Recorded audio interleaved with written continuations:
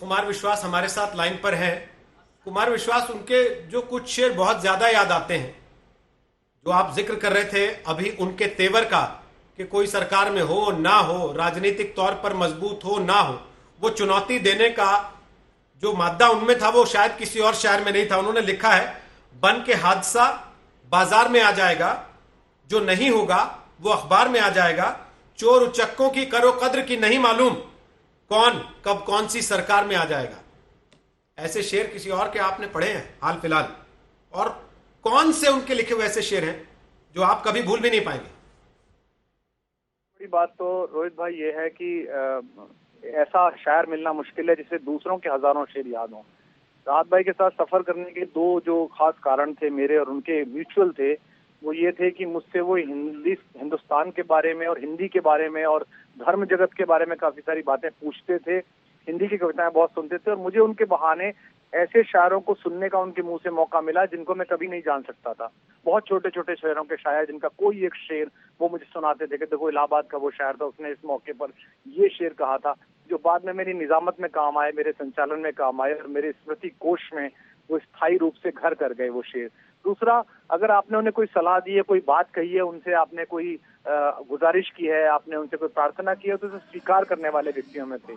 और उनका मेरा एक मशहूर किस्सा जो बाद में टीवी चैनल्स पे चर्चित भी रहा, आपने देखा होगा अभी जो आपने वीडियोस चलाए थे उनमें भी वो कोई शेर पढ़ते थे तो मैंने उनको एक दिन रास्ते में कहा कि रात भाई आप कई बार इतने तल्ख हो जाते हो, इतने नाराज हो जाते हो कि जो गालियां हैं वो शेर में साइलेंट होती हैं, जैसे कि आसमां लाए हो ले आओ यहीं पर रख दो। तो इसमें तुम्हारी ऐसी की तैसी है, आपका लहजा अंदर से आ रहा है लेकिन आप बोल नहीं पा रहे शायर होने की वजह से। तो हंसने लगे। तो फिर जब भी ऐसा कोई शेर पढ़ते थे हुकूमत के खिलाफ या किसी के खिलाफ, तो मेरी तरफ आंख मार के कहते थे डॉक्टर इसमें साइलेंट है। और यही बात मैंने आज सुबह ट्वीट भी की थी कि इसमें साइलेंट है। तो वो एक उनकी मोहब्बत थी मेरे प्रति बहुत ही ज्यादा।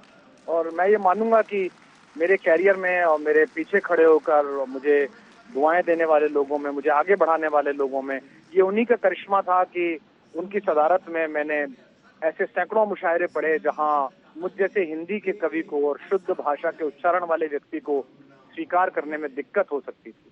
और ऐसा मेरे जैसे बहुत सारे लोगों पर उनका इस वक्त मेरे ख्याल से सबसे ज्यादा जरूरत की राहत इंदौरी जैसे एक शायर की, जो बेखौफ और सच बोलता था। और सबसे बड़ी बात है कि ऐसे समय में जब लोग खेमों में बट गए हैं, वो इस सांप्रदायिक विमर्श से बाहर थे और वो हिंदुस्तानियत को लेकर बहुत केंद्रित थे। जिस एक शेर पर उनकी बहुत ज्यादा प्रशंसा होती थी और कुछ लोग उनकी आलोचना भी करते थे कि किसी के बाप का हिंदुस्तान थोड़ी है। उस शेर में भी ये उद्घोष है कि हम इसी मिट्टी के हैं, हम यही कुमार, पैदा हमारे हुए हैं। साथ इस वक्त लाइन पर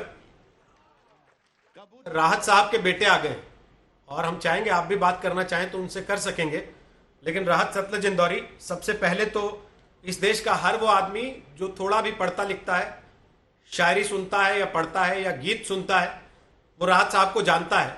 और हर व्यक्ति इस समय उतना ही निजी तौर पर नुकसान महसूस कर रहा है जितना आप अपने पिता को खोने पर कर रहे हैं।